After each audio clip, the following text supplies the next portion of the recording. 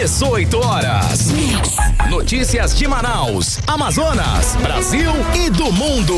Agora na Mix. Legal, 6 horas, 1 minuto em Manaus, começando pra você mais uma edição do 18 horas, eu e ela, Karime Leão. Fala, Carlão, Oi, boa noite, bem? muito boa noite pra você. Olá. Sintonizado aqui com a gente em 100,7. Obrigada pela sua companhia, estamos juntos a partir de agora até às 7 da noite, aqui no 18 horas. Legal, hein?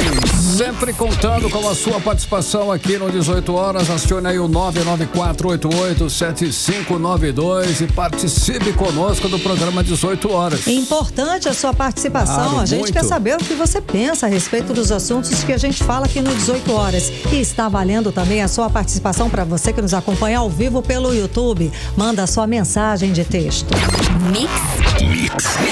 A gente começa 18 horas com os destaques do dia. Compositor amazonense Paulo Onça é agredido numa briga de trânsito. Ele está internado em estado grave.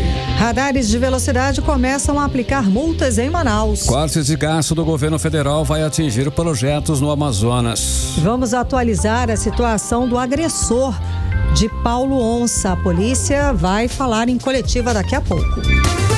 6 e 2, você confere em esses e outros assuntos, os destaques do dia em mais uma edição do programa 18 horas, começando agora, hein?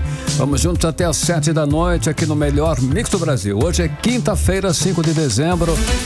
E o ano é 2024, 18 horas no ar. 18 horas.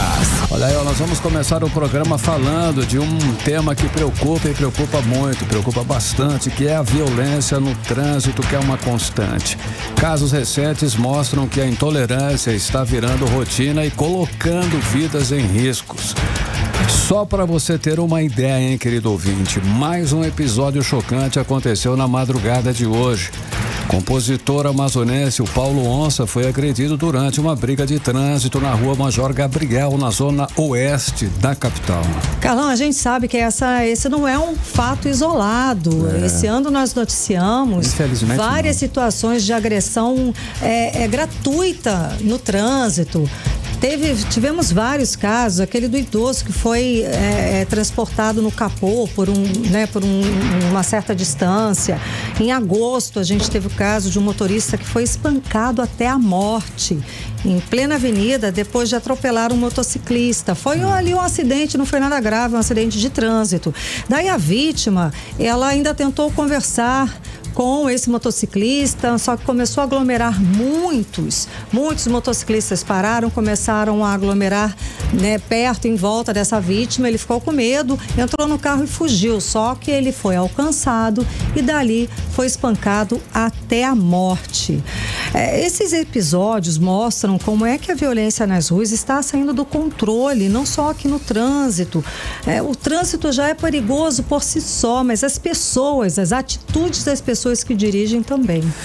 Olha, Karime, o caso de hoje envolvendo Paulo Onça é mais um retrato dessa realidade que você descreveu aí muito bem. Ele foi agredido fisicamente após uma discussão no trânsito e a briga terminou com ele precisando de atendimento médico. E ainda não temos todos os detalhes do motivo que causou aí toda essa confusão, dos motivos, os detalhes, mas a polícia já está investigando, Karime. Exatamente, Carlão. O caso, como você falou, esse episódio reflete uma intolerância crescente, uma falta de empatia, eu nem sei, de educação. O que está acontecendo com a gente, que estamos perdendo o controle, que estamos sendo violentos a esse ponto? O trânsito, como eu já falei, já é complicado por causa do volume de veículos, infraestrutura, fica aquela desordem, aquele caos, isso já estressa a gente. Só que tudo fica ainda pior se a gente tem esse tipo de atitude agressiva e violenta, né não, Carlão? Com certeza, Karime, nós temos que entender, que o trânsito, ele é um espaço coletivo e, é claro, nós temos que ter a consciência, que pressa e a raiva tem que ser controlado. Você não pode sair por aí batendo em todo mundo, nas pessoas, xingando. Você não tem como justificar as suas agressões. Bom dia, muito que a gente menos se tirar perdeu. vidas. Você não pode. Pronto, então é isso. Você tem que ficar de boa, não pode. Não, e a qualquer momento, você tá ali. Então, cuidado. A lei existe justamente para para lidar com conflitos e responsabilizar quem comete infrações. Mas o que nós temos visto aí é muito complicado, justamente o contrário. Pessoas fazendo justiça com as próprias mãos, e isso sim está acontecendo com uma certa frequência já, né, Karine?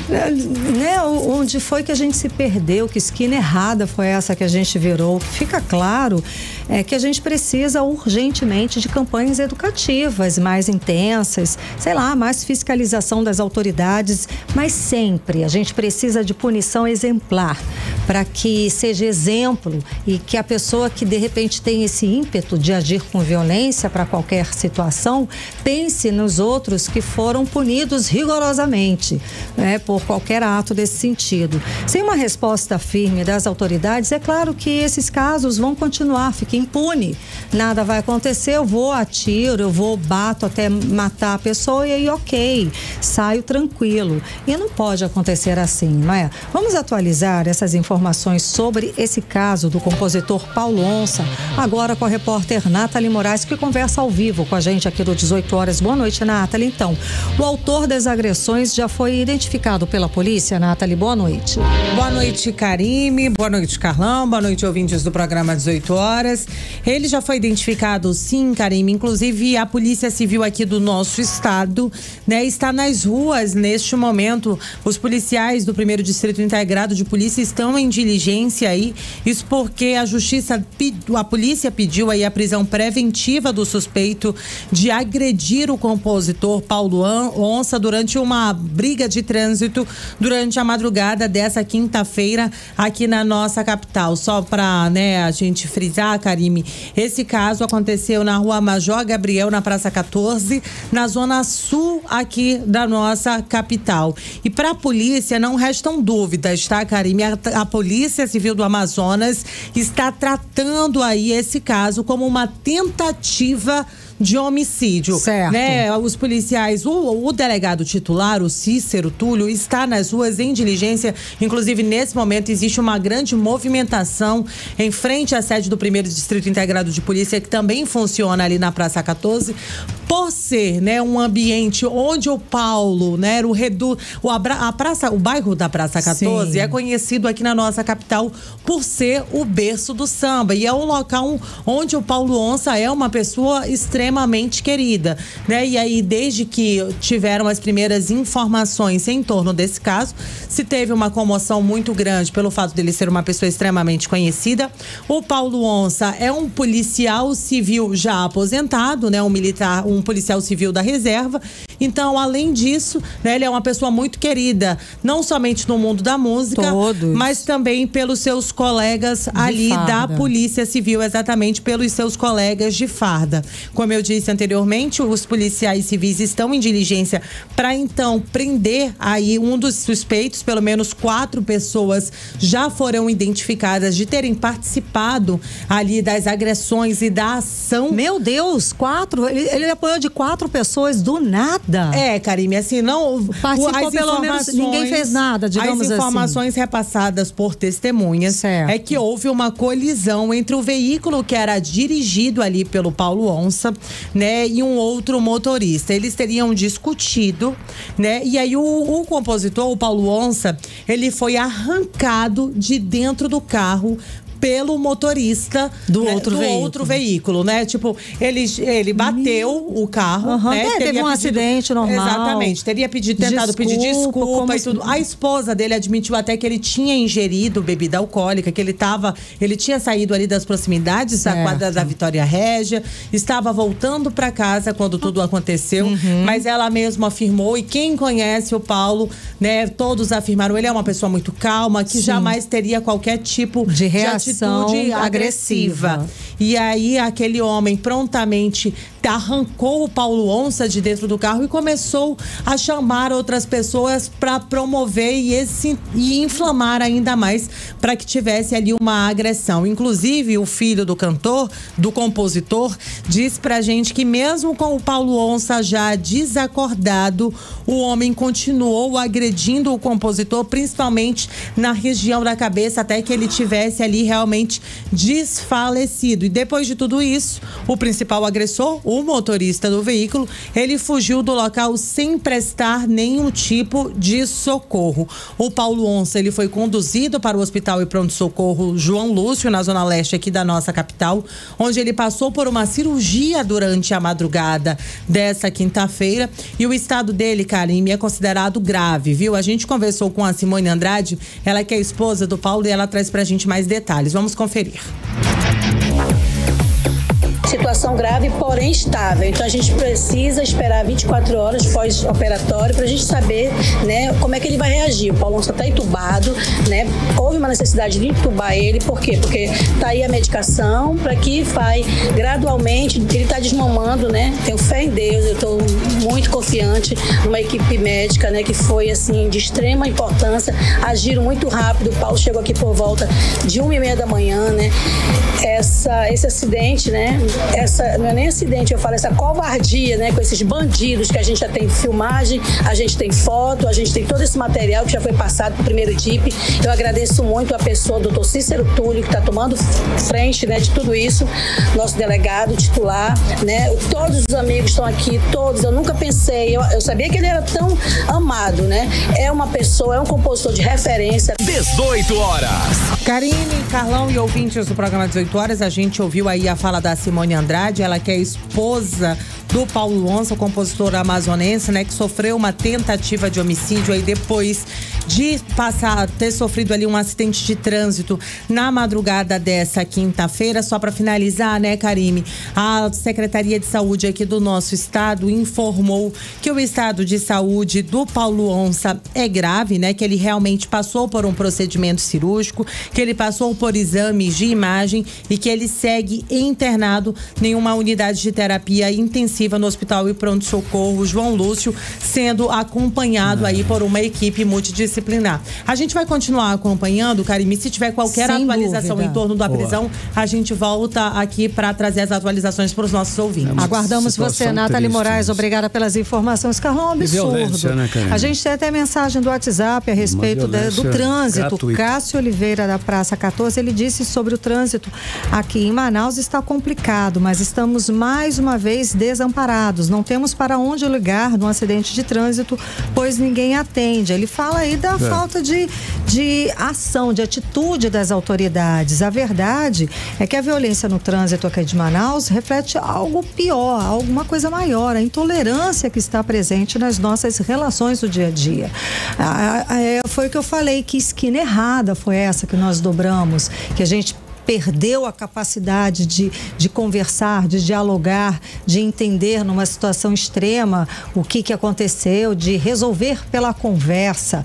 Que atitude é essa tão agressiva? A gente não consegue nem ser educado numa situação dessa. E não é só no trânsito, não é, Carlão? A gente vê essa falta de paciência, essa falta de que é o mínimo de educação em tudo, na fila do supermercado, nas redes sociais, então nem digo nada, né? No convívio social e até mesmo às vezes dentro de casa. A gente não tem mais um mínimo de educação no convívio de casa. Vamos parar para pensar um pouco, vamos desacelerar um pouco, né, Carlão? Karime, isso só mostra como nós precisamos aí de mais ações voltadas à educação e também ao respeito, né? Isso é interessante, orientar, né? Campanhas de conscientização urgentes e efetivas, não apenas sobre o trânsito, é claro, sobre o convívio, como você falou, em várias situações, né, que a gente convive na sociedade. Por enquanto, o diálogo acaba e o ódio está prevalecendo, infelizmente. Quem perde, é claro, é toda a comunidade, somos nós aí que perdemos dia a dia. Refém de um clima de hostilidade que, é claro, prejudica muito o bem-estar de todos. Todos nós saímos afetados, né, cara? Até, né? Não, todo mundo, todos estamos chocados com esse caso. Impressionante. Até quem agride acaba se prejudicando e muito, né? Até que deveria ser o mais prejudicado, deveria servir de exemplo. Sofrer sanções e vai... Exato, então deveria... Então não vale a pena de exatamente. Estamos aqui todos muito consternados, chocados com esse caso do nosso compositor Paulo Onça e segue daqui. Compositor e amigo Paulo Onça. Pois é. Valeu, Paulo. Segue aqui. segue aqui os nossos votos de melhoras, que tudo termine bem para ele, que ele saia dessa de uma forma melhor, né? De uma forma boa, e muita saúde para ele. 6h16, você no melhor mix do Brasil. 18 horas. Nós vamos continuar falando de trânsito. Olha só, os radares de controle de velocidade começam a multar a partir de dia 2 de janeiro. Atenção, em dia 2 de janeiro, o radar multando velocidade. Exatamente. Os radares de velocidades começaram a ser instalados no começo desse ano em pontos estratégicos da Avenida do Turismo, na zona oeste de Manaus. Aí passou por um período sem aplicação de multas, mas agora tá valendo, tá, gente? É a esfera mesmo. Vamos conversar a respeito desse assunto com o repórter André Meirelles, que conversa ao vivo com a gente aqui no 18 horas. Boa noite, André. Então, são quantos radares instalados que já estão multando? Conta pra gente. Boa noite. Então, Karime, boa noite pra você, boa noite, Carlão, boa noite aos nossos ouvintes aqui na Mix FM. São 7, inclusive nos locais de instalação dos radares de controle de velocidade, que vão começar a multar já a partir de agora, dia 2 de janeiro do próximo ano. E essa informação, ela foi confirmada pelo diretor-presidente do Instituto Municipal de Mobilidade Urbana, o IMMU, o Paulo Henrique Martins. Vamos acompanhar a fala dele. É importante que o radar ele forneça aos motoristas o alerta com relação à velocidade. O radar ele é um limitador, ele traz ao motorista o alerta de que ele não pode exceder aquela velocidade. E ele, se comportando dessa maneira, ele leva o comportamento seguro para toda a cidade. Não apenas nos lugares onde tem o radar, mas em todos os demais lugares, o condutor passa a conduzir de forma a estabelecer como limite máximo os 60 km por hora. E isso que a gente quer que as vias da cidade estejam mais seguras, que as vias da cidade sejam lugares para as pessoas se deslocarem e voltar para suas casas com segurança. Ou seja, nós estamos investindo para que a cidade de Manaus tenha mais segurança viária, para que a gente possa salvar vidas, uma vez que tem tido muito acidente fatal nos últimos meses na cidade. 18 horas. Então, Karime, Carlão e ouvintes, a gente conferiu a fala do diretor-presidente do IMMU, Paulo Henrique Martins, falando aí sobre que vai ser para valer agora, a partir do dia 2 de janeiro do próximo ano, já vai começar aí os radares, de controle de velocidade a multar, Inclusive foi a afirmação do diretor-presidente do IMMU, Paulo Henrique Martins, que afirmou que são 7 os radares de velocidade que foram instalados em diferentes pontos ali da Avenida do Turismo, aqui na zona oeste de Manaus. Agora, por que esses radares, o foco é ali na Avenida do Turismo? A gente vai conferir com a fala do diretor-presidente do IMMU, Paulo Henrique Martins.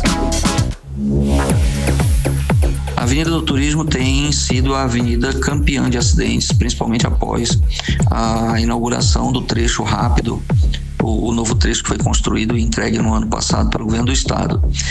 O fato de a via ser uma via com boas condições geométricas, uma via rápida, não quer dizer que as pessoas corram e coloquem a sua vida em risco, mas é o que tem acontecido. A avenida tem se tornado uma via onde a imprudência tem imperado e as pessoas têm tido acidentes graves ali. Por isso a gente começa com a Avenida do Turismo, que é o lugar onde mais aconteceu acidente nos últimos meses. A partir daí, então, num programa de segurança, nós vamos levar os radares para outras avenidas, de acordo com os estudos que estão sendo feitos pela engenharia de tráfego do IMMU. 18 horas. Então, Karime, Carlão, essa foi a fala do diretor-presidente do IMMU, que é o Instituto Municipal de Mobilidade Urbana, o Paulo Henrique Martins, falando aí, reforçando, inclusive, porque da estratégia começar logo ali na Avenida do Turismo. Sim, porque claro, um dos maiores números registrados de acidentes é nesse local, E olha só, até 1º de janeiro de 2025, os radares vão continuar atuando de forma educativa e também orientando os condutores sobre a presença dos redutores de velocidade nos locais instalados. Então, só para deixar claro, você que trafega ali pela Avenida do Turismo tem até 1º de janeiro de 2025 para se adaptar com a velocidade máxima permitida, porque a partir do dia 2 de janeiro do ano que vem já vai começar para valer ali dos veras, como dizem, né? A multar. É o mesmo, certo. né? Exatamente, né?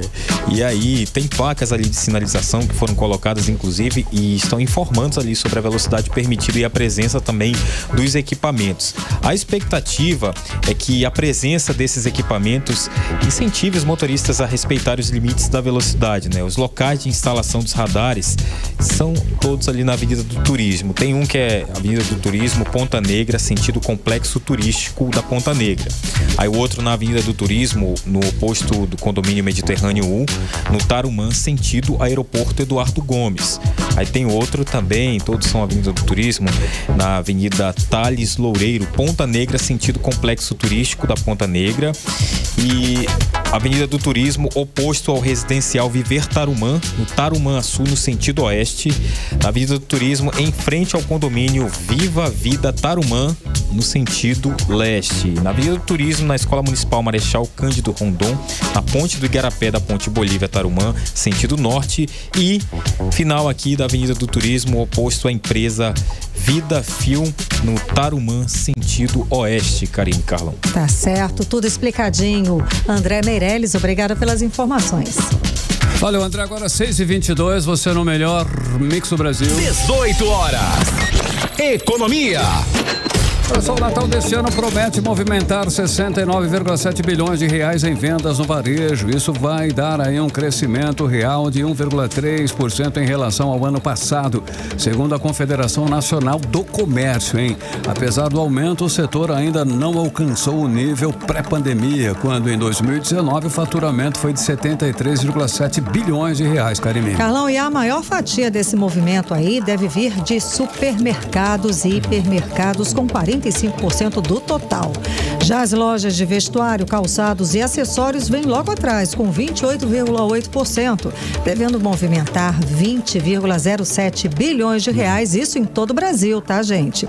Mas as condições econômicas menos favoráveis, como o aperto monetário iniciado pelo Banco Central, estão limitando o crescimento das vendas. Olha só, a oferta de vagas temporárias também sofreu impacto. Neste ano, a Confederação Nacional do Comércio estima a contratação de 98,1 mil trabalhadores e 2,3 mil a menos do que no ano de 2023. Segundo especialistas, o aumento na força de trabalho ao longo do ano, com 240 mil vagas criadas, fez com que o varejo dependesse menos dos temporários. Bom, e o consumidor também deve sentir a pressão no bolso. A inflação nos preços natalinos deve ser de 5,8%, puxada por itens como livros com alta de 12%, produtos para a pele 9,5% e alimentos registrando alta de 8,3%. Mas há uma boa notícia: presentes como bicicletas, celulares e brinquedos devem ficar mais baratos, com quedas de até 6,2%. Olha só, Karine, ouvinte, aqui a Câmara dos Dirigentes Lojistas de Manaus projetava aí um incremento nominal de 2,3% para as vendas. Com o pagamento do 13º e a queda do desemprego, essas projeções devem se concretizar. 18 horas. Olha, são 6h24 em Manaus. Nós vamos agora conferir os bastidores da política amazonense, os detalhes para você. Política. E é com ela, Cíntia Blink, que a gente conversa agora. Boa noite, Blink. Então, o Amazonas está com a bola toda no Senado Federal. Olha que importante. Boa. Temos 2 senadores eleitos pelo Amazonas na liderança dos principais partidos do país. Omar Aziz, líder do PSD, e o senador Eduardo Braga, que foi reconduzido para mais 2 anos na liderança do MDB. Só boa notícia pra gente, não é mesmo? Importantíssima. Boa noite, Blink. Boa noite, Karime, boa noite, Carlão, e boa noite para você que está com a gente na 100.7.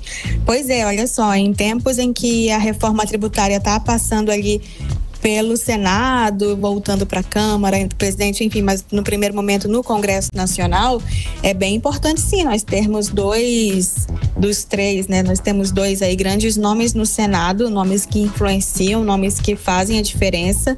Esse é o momento também de fazer aquela campanha para quem vai ser o próximo presidente do Senado, e eles são 2 pessoas que precisam participar dessa conversa. É importante, quem quer estar nesse lugar, ter o apoio tanto de Omar Aziz Aziz quanto de Eduardo Braga. E então aí a gente entende, né, a importância desses dois parlamentares que são do Amazonas dentro desse cenário que é o Senado da República. Então, o Eduardo Braga, ele foi reconduzido para ser líder do MDB nos anos 2025 e 2026. O anúncio foi feito por Renan Calheiros e, ao mesmo tempo que Braga fez uma publicação sobre isso, né, botou ali as fotos, disse que está honrado em retornar a esse lugar, ele também declara apoio a Davi Alcolumbre como próximo presidente do Senado, lugar que hoje é ocupado por Rodrigo Pacheco.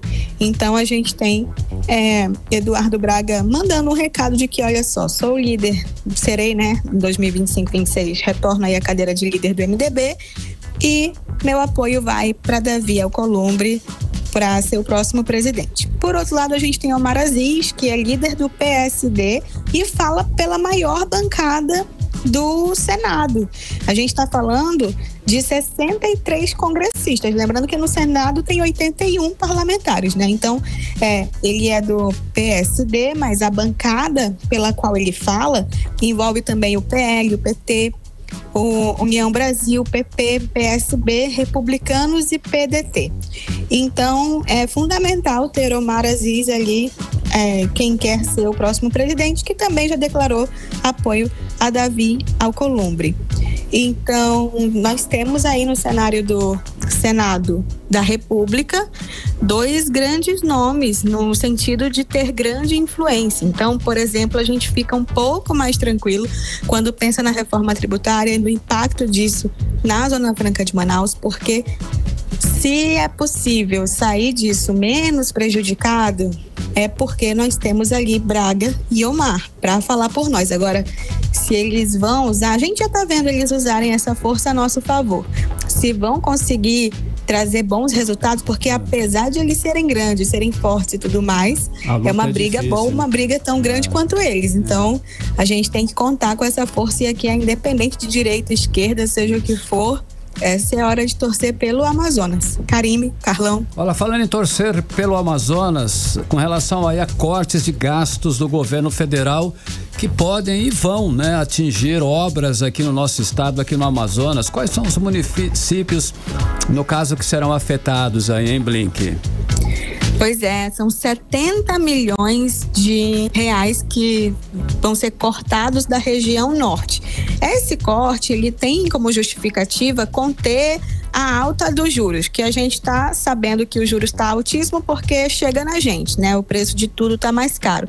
Então é tratado como uma medida fiscal e a região norte sofre aí com esse corte de 70 milhões. Desses 70 milhões, o Amazonas tem um corte de 32 milhões, mais da metade do valor. E aí atinge Manaus, Parintins, Quari, enfim. E tiveram parlamentares que falaram disso. Por acaso não tivemos o Omar e nem o Braga falando desse assunto até o presente momento. Mas tivemos Plínio Valério, que também é senador, e ele disse que Lula faz isso porque não conhece a realidade do Amazonas. Adail Pinheiro, que fala por Quari, né, diretamente atingida aí, ele que é deputado federal, votado principalmente por votos de Quari, ele fala que esse corte vai impactar diretamente o desenvolvimento em infraestrutura e que ele não vai aceitar, nós não vamos aceitar, né? É a aspa dele. Outro que falou foi o deputado federal Alberto Neto, disse que o governo Lula é o maior inimigo do Amazonas. Karime, Carlão. Não tá fácil pra gente mesmo não. Blink, agora voltando pra cá, os vereadores de Manaus aprovaram um projeto que existe cardápio impresso aqui em Manaus. Isso significa o fim do QR Code nas mesas dos restaurantes, enfim, teria assunto mais importante, não? Conta mais pra gente. Karime, essa pauta aí, ela me fez estudar bastante hoje, viu? Eita. Porque não só tem assunto mais importante, como eles não podem legislar sobre isso. Olha aí. Porque já houve, né, já partiu ali da Câmara Municipal de Manaus alguns projetos que falam sobre direito do consumidor. Só que aqui tem um vício de iniciativa. Olha como eu tô falando bonita, que eu falei com alguns advogados durante a tarde para entender essa história. O que acontece? não cabe aos vereadores legislar sobre esse assunto. Então, saber se o cardápio tem que ser impresso, não tem que ser impresso. Eles já fizeram isso antes com o estacionamento. Que o estacionamento não pode cobrar até tal momento no shopping. Não importa. Você pode achar justa a pauta, você pode achar que faz sentido ali, mas não são os vereadores quem tem que cuidar disso. Quem vai cuidar disso são os deputados federais e depois os deputados estaduais. Então, primeiro os deputados federais definem ali que, tem que ter o impresso. E aí os deputados estaduais vão tratar a coisa com mais especificidade dentro da localidade. Então, só restaurante que vende peixe precisa trazer a informação com foto, entendeu? Então, o vereador não tem que se meter nesse assunto, ele não pode, por lei não pode. Então, não vai significar o fim do cardápio com QR Code no restaurante. Eu acho que o fim dessa história vai ser no Tribunal de Justiça do Estado do Amazonas, porque ou todo mundo vai atender ao pedido ou vão judicializar a coisa e vão ganhar fácil, porque qualquer pessoa sabe que vereador não legisla sobre direito do consumidor, incluindo o autor do PL, que é o Alonso Oliveira, que é do AGI, está no 2º mandato. Ele não foi reeleito, mas é suplente, então ele tem que saber disso. Assim como a CCJ da Câmara Municipal de Manaus, que é a Comissão de Constituição e Justiça, que está ali só para dizer se é legal ou se não é legal, também deveria ter feito esse trabalho. E todos os parlamentares discutiram esse assunto hoje, mas falaram sobre o mérito, né? Discutiram na quarta. Falaram se era justo, se não era justo, que seria mais burocrático e tudo mais, mas ninguém se atentou a falar que eles não podem legislar sobre isso. Então a gente paga um salário hoje de 18, que vai passar para 26, para uma gente que não sabe nem o que pode ou não pode fazer. Meu Deus, que vergonha, gente. Não está muito bem utilizado esse dinheiro, não. Porque eles não sabem nem qual que é o trabalho deles ali. A gente tem que pensar melhor nos nossos representantes na hora de votar, não é, Blink? Sem dúvida, isso mostra pra gente aí a qualidade do plenário hoje. Tá ótimo. Valeu, Blink. Obrigada, fechou? Blink. Fechou? É isso aí, eu volto com mais informação pra você amanhã. Valeu, obrigada, Blink. até amanhã. Até amanhã, Blink. Agora 6h33, você no melhor mix do Brasil. 18 horas. Só continue aí em 100,7. Daqui a pouquinho você confere aqui no 18 horas, hein? Nós vamos falar sobre a importância do CIESA para a educação no nosso estado. Em instantes, mais detalhes para você. 18 horas. Olha só, agora, tempo e temperatura, Carimilhão, para amanhã. É isso mesmo. Tempo e temperatura, Carimilhão. Previsão do tempo. Segundo informações do Clima Tempo, para amanhã, previsão é de chuva forte durante a manhã, sol de tarde, chuva de noite. Novamente, a mínima prevista 25 graus, a máxima não deve passar dos 30 graus. As chances de chuva são de 83%. E a umidade relativa do ar fica entre 73% e 94%.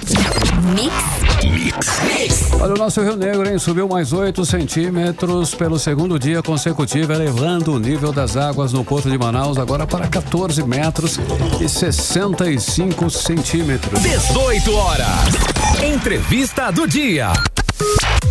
E o nosso entrevistado de hoje é o professor e empresário Valderi Areosa, mantenedor do grupo WD Educacional, que tem o CIESA na sua estrutura. Muito boa noite, seja bem-vindo aos estúdios da Mix, ao 18 horas, tudo bem? Tudo bem, Karime? Tudo ótimo, tudo ótimo, seja bem-vindo, uma alegria ter o senhor aqui com a gente hoje. Então, o CIESA, ele se destaca pelo compromisso com a qualidade de ensino, a atenção integral aos alunos.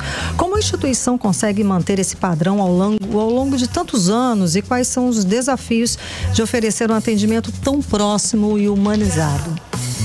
Olha, Karime, eu assumi o CIESA praticamente esse ano, né? Começamos em janeiro, né? CIESA é uma faculdade já a mais antiga de Manaus, né? E nós adquirimos, o grupo WD comprou, né? E nós nos instalamos na Joaquim Nabuco, né? Aquele prédio é próprio, né? Que é aqueles prédios que nós, quando éramos donos da Uninorte, né? Nós tínhamos e depois alugamos para essa Uninorte que está aí, que não é nossa, né? Foi vendida. Né? Então, esses prédios estão desalugando, né? Estão reduzindo de tamanho e nós estamos pegando nossos prédios de volta. Né? Aí fizemos uma reforma muito grande em 2 prédios. Né? Ao total, nós temos 15 prédios. Né? E fizemos uma reforma muito grande nos 2 prédios que estamos funcionando. Né?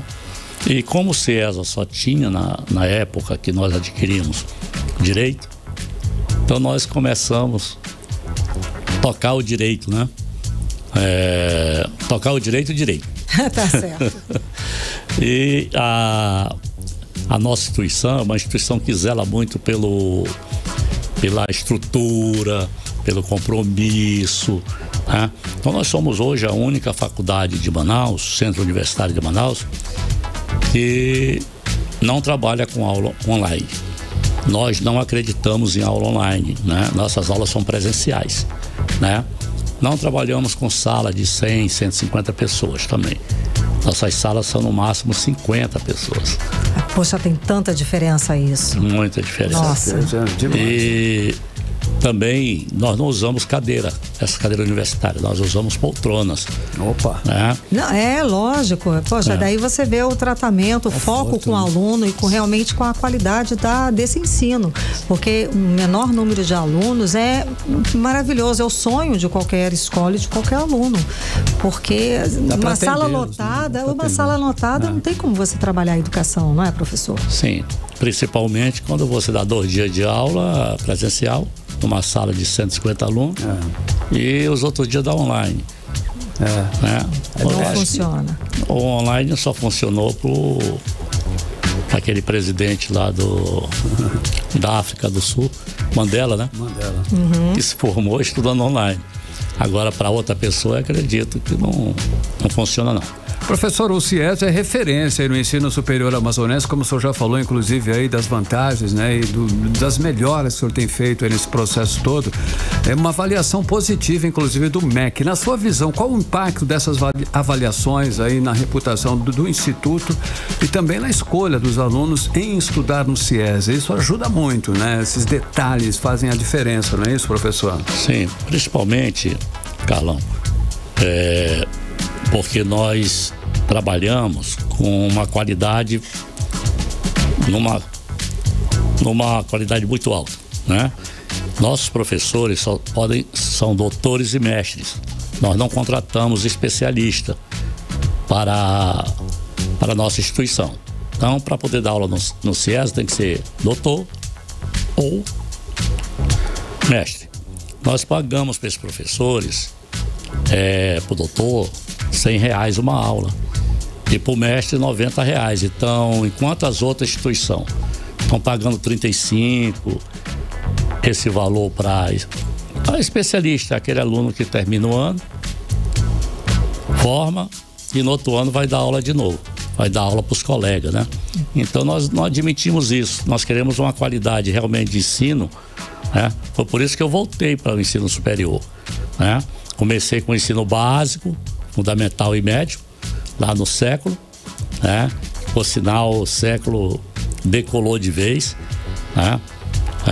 Apesar de ser uma escola para meninos ricos, né? Porque senão não pode pagar, né? Mas o século é uma escola maravilhosa em todos os sentidos. A gente forma o cidadão, né? A gente forma o cidadão. Então a gente tem que nos preparar para o futuro, né? Porque no futuro todas essas faculdades, esses cursos que estão aí, vão ser engolidos pela inteligência artificial, né? Eu vejo que tem muito pai que não quero que meu filho fique no telefone, no computador, no tablet, mas isso é o futuro. Como é que vou impedir uma pessoa que está se preparando para o futuro, né? Não adianta o cara saber resolver uma equação de 5º grau, 6º grau, porque a inteligência artificial faz isso. Pois não é. E essa infraestrutura do CIESA é um ponto-chave, é um ponto que chama atenção e agrega mais valor. Porque a gente vê, o senhor falou das salas de aula, do número de alunos, 50, das poltronas. Além disso, tem as salas interativas, digamos assim, tem os quadros são inteligentes, não tem giz. Conta mais, né? Pois é, conta mais pra gente a respeito dessa diferença, como é que isso faz toda a diferença na entrega, na educação que o senhor passa, que vocês passam. Karine, você sabe que eu venho desde o cursinho, né? Sim. O objetivo é... Olha aí, Einstein. todo mundo... Einstein, todo mundo conhece, claro. Era no centro, era o Einstein. Era o Einstein. Quando eu comecei era Einstein, né? Isso era. O Einstein foi um cursinho que se perpetuou aí por muito tempo, era o melhor de Manaus, aprovava todo mundo, né? Todo mundo ia lá. Hoje eu encontro aqueles alunos, aquelas pessoas que foram meus alunos, né? Mas é que tá tudo velhinho, sabe, o Carlão? Só eu que tô assim, novinho, não sei porquê.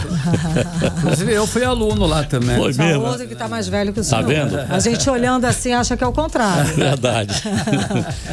Então, Karine, nós usamos hoje, eu vim desde o Einstein, eu vim trocando os quadros. Quando eu comecei era quadro verde, giz, né? Horrível, a gente saía branco de giz. Calor. E aí quando eu vim já pro colégio, eu criei os quadros a pincel, né? A pincel, aí ficou melhor para os professores, né? Foi difícil colocar isso na mão, porque ele é acostumado a pegar o giz e quebrar no meio. Ah, verdade. E aí vimos pincel.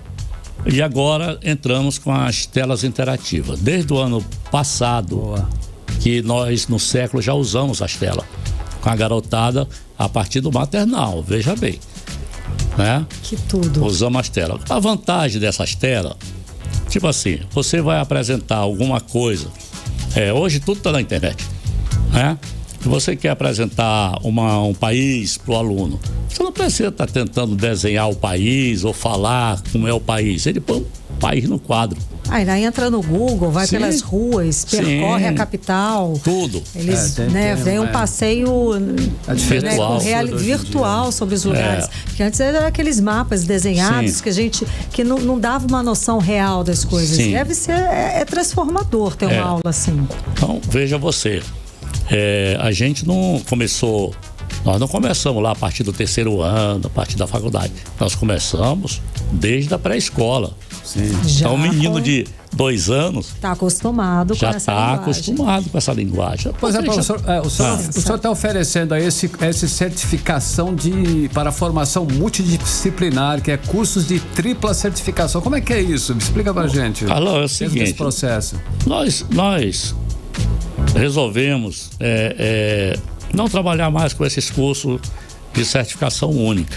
Né? Esses cursos não têm futuro. Né? Não tem futuro mais. Você vê hoje uma pessoa formada em administração trabalhando no balcão de loja. Né? Não tem mais esse contabilidade. Contabilidade vai acabar daqui mais uns 3, 4 anos. Não precisa mais de contador. A Receita vai te mandar a declaração. Assina aí. Né? Então criamos esses cursos de tripla certificação. Nós criamos primeiramente o estratégia de negócios globais, né? Que é administração, economia, relações internacionais. Você tem tripla certificação. Boa. Né? Interessante. Esse curso dura 6 anos. Né? Ele não é um curso de 4 anos, ele é um curso de 6 anos. Né? Mas é futuro. Entendeu? Você está formado e bem formado. Né? Não é como hoje, você contrata uma menina que tem administração para recepção da. Né? E estamos também com gestão integrada de comunicação, que é um curso também de tripla certificação. Estamos com gestão avançada de sustentabilidade. Também. Nossa, isso é muito legal, que é um assunto no momento. Como é que vocês vão abordar esse tema de sustentabilidade, professor? Olha, Karine, hoje nós temos muita gente preparada nisso, viu? Hoje, por exemplo, sustentabilidade você encontra. No INPA tem doutores formados nisso, nas universidades federal tem gente formada nisso, né? Até na estadual. Na UEA você tem os doutores, né, também. Então tem como conseguir realmente os doutores para poder dar essas aulas. Sim. Né? E até porque o CIESA iniciou com 2 prédios, né? Um prédio nós fizemos a parte de direito, que eu acredito que nós vamos bater esse ano 1.000 alunos só em direito. Que maravilha. A procura está grande demais, né? Diferenciado. O CIESA tem estacionamento próprio. Todos os prédios têm estacionamento, né? Nós temos um prédio que cabe 1.000 alunos. Tem 1.000 vagas para estacionamento. Pronto, né? Resolvida a questão. Então todos os nossos prédios têm estacionamento, todos eles, tá? A estrutura melhor, né? Sim, tá certo, para receber esses alunos. Agora tem nos novos cursos também esse Business and International Affairs. Sim. E do que se trata esse curso que eu achei muito... Olha, Karime, a gente dá a minha filha, que é filha de criação, que eu crio, querida filha, né? Desde pequena, né? Hoje ela está fazendo esse curso de business em Boston. Né? Entendi. Então nós achamos muito interessante trazer esse curso para o Brasil, entendeu? De business, né? Também é um curso de tripla certificação, entendeu? Você se forma com tripla certificação, né? E daqui para frente a tendência é esta: você formar o profissional completo. Sim, e são 3 certificações em como? Com 3 certificados de quê? Esse de business. Ele é em administração. Certo. Contabilidade e comércio exterior. É o business. Sim, tá? Porque não adianta ter só um, né? Comércio exterior tem que ter esses 3, já sai com triplo certificado. Exatamente. Com menos tempo, inclusive, são 6 anos. Exato, né? E vocês pretendem trazer, né, importar o curso como é lá em Boston para aplicar aqui? Sim, da mesma maneira. Com as mesmas temáticas? Hoje, Karime, as pessoas ainda dão muito valor a provas. Fazer prova. Quero que o meu filho faça 15 exercícios, a nota da prova. Isso praticamente, olha, no século eu tinha 2 provas, P1 e P2. Eu já eliminei a P1, eu tô só com a P2, que os pais não conseguem pensar ainda que esse negócio de colégio, de conhecimento, de resolver problemas, né? Não acabaram ainda, já acabaram. Veja você. O aluno é avaliado por um todo, né? Pela atitude, pelo dia a dia, né? Na sala de aula. Sim, por exemplo. Entendi. Nós nunca tivemos um caso de bullying dentro do século. Nunca. Aqueles garotos são fantásticos, né? Maravilha. Eles recebem os amigos com festa, e principalmente crianças que têm alguma deficiência, né? Que nós temos no século, essas crianças. Eles são bem recebidos pelos colegas. É uma escola inclusiva. É uma escola inclusiva. Professor Valdeir, nós podemos afirmar que o CIESA está alinhado aí com relação ao ensino, às demandas atuais do mercado e prepara aí com certeza os profissionais capacitados para o futuro, não é isso? Resumindo. Isso. Essa é a minha ideia, foi por isso que eu voltei ao ensino superior, né? Porque do jeito que o mundo está evoluindo numa velocidade tão grande, estamos aí com inteligência artificial, né? Enquanto a pessoa tá estudando coisas que não servem mais. Sem aplicabilidade. Você acha que deveria ter um ajuste, um upgrade no currículo da educação aqui no Brasil? Olha, Karime, a educação no Brasil depois da pandemia ela caiu muito, né? Que já existiam as escolas que faziam online e depois da pandemia praticamente tudo online. Quando voltaram com 2 dias da semana de aula. O resto é online, entendeu? E aula online, você sabe, não funciona, só funciona para presidiário que está preso, não tem para onde ir. O cara chega em casa, vai assistir aula online. Não, primeiro eu vou ver o jornal, vou escutar o Carlão, depois eu vou, né? Depois eu vou ver o jornal, depois eu vou maratonar uma série. Sim, aí ele finda não vendo aquilo. Certo. Entendeu? Porque educação, o cara tem que olhar no olho, né? O professor tem que saber o que está falando para discutir com o aluno. Nós estamos dando aulas no século, aulas invertidas. Não é mais o professor para o aluno, já é o aluno para o professor. Boa. Esse debate, essa troca. Debate, então as nossas aulas são invertidas. Então nós temos menino lá. Posso contar uma história? Claro. Muito bem. Vou contar uma história do Valderizinho, do meu filho. Ai, que legal. De 6 anos. Ele foi para um show do Musa, né? Musa, aquele animal. Musa, né? Ele adora esse Musa. Ele foi todo fantasiado de Musa. Assistiu tudo, chegou no final, ele falou assim: quer tirar foto? E o cara nem ligava, né? Aí ele foi lá com o cara e disse: olha, escuta, esse colégio aqui é do meu pai. E ele é o patrocinador do teu show. Eu quero tirar foto. Vamos esperar isso de um garoto de 6 anos, né? É justamente aquilo que nós estamos... É o argumento. Trabalhando. É o argumento. Eles têm argumento, entendeu? Não adianta você pensar que você vai chegar na sala de aula e fazer do tempo do Einstein, né?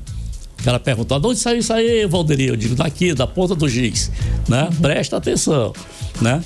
Hoje está diferente, né? Os nossos alunos do século, todos eles têm um computador na mesa. Todos têm um computador na mesa. E a informação está ali à disposição, exatamente. Né? Tá certo. E o CIES eu pretendo trabalhar assim fortemente nos laboratórios. Certo. É importantíssimo o laboratório, porque você aprende, mas você não praticou. O laboratório que você fala é aquele laboratório para prática, sim, né? Sim, laboratório. Você tem ali os instrumentos, o equipamento para você praticar aquilo que você aprendeu, seja nas mais diversas áreas. Sim, é uma outra coisa também que desapareceu no ensino, né, professor? Não tem mais isso, né? Ele está falando assim: se você trabalha, se você está estudando jornalismo, você tem aquele laboratório com muito comum, laboratório de edição de texto, você tem à sua disposição os melhores equipamentos para você aprender, botar na prática. Colocar na prática. Certo. Você só aprende na prática. Não adianta. Verdade. É tipo residência. É verdade, Carlão, tipo residência. Só aprende na... Agora, as matrículas pro ano que vem já estão abertas? Como é que faz? Olha, sábado que vem agora, não sei se é esse o próximo sábado, nós estamos fazendo eu posso dizer assim, um evento, um encontro entre os alunos de terceiro ano, né, de toda Manaus. Tá todo mundo convidado, não paga nada, né, lá no CIESA, lá no centro, que é para eles decidirem, legal, né, o que eles gostam mais. Eles vão pegar, o professor vai explicar o que é isso, o outro vai entrar e explicar o que é isso. Como nesse prédio onde nós vamos fazer, ele é um prédio que cabe 1000 alunos, né? Nós esperamos que todo mundo compareça, vai ser muito bom, né? E as pessoas vão tirar dúvida, porque muita gente, não, eu vou fazer administração, chega no meio do ano e diz: não é isso que eu quero, não, eu quero é direito. A verdade, né? Aí ele não conhece, ele não conheceu o curso, ele não sabe como funciona, né? E finda se decepcionando. Eu conheço gente que faz quase se forma. Aí não quero mais isso não. Isso aí verdade, eu tenho amigas assim. Então você vai fazer esse encontro sábado. Sim, sábado quem vem, sem ser esse. O próximo sábado. No próximo. Ok, muito lá bom. No CIESA, que horas? Nós vamos começar de manhã, né? Vai ser o dia todo esse evento lá, tá?